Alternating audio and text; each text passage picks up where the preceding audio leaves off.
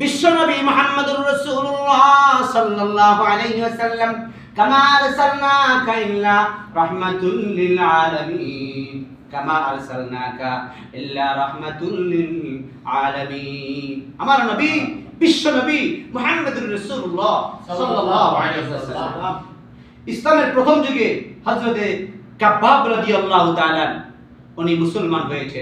মুসলমান হওয়ার অপরাধে হযরতে কাব্বাব রাদিয়াল্লাহু তাআলা আনহুকে ধরে কাফেরের গোষ্ঠীরা আবু জাহেলের মতন লিডার, আবু জাহেলের মতন সন্ত্রাস, আবু জাহেলের মতন দুষ্ট লোক, তার দলের লোকেরা হযরতে কাব্বাব রাদিয়াল্লাহু তাআলা আনহুকে লোহার শিকল পরায়া গরম শিকল লোহার দিয়ে ডাক দেওয়া হয়। হযরতে কাব্বাবের হাড়গুলো নষ্ট করে দিয়েছে। হযরতে সুমাইয়া রাদিয়াল্লাহু তাআলা আনহুকে ধরে প্রথম মহিলা, সে জান্নাতি, আল্লাহু আকবার, সে মুসলমান হয়েছে। মুসলমান হওয়ার পরে সে তাকে ধরে এনে লজ্জাস্থানে বর্ষার আঘাতে তাকে শহীদ করেছে। ইসলাম এমনি আসে না। এজন্য আবার ভাইরা, আবার যে কান থেকে আমরা দেখছি শুনছি আজকের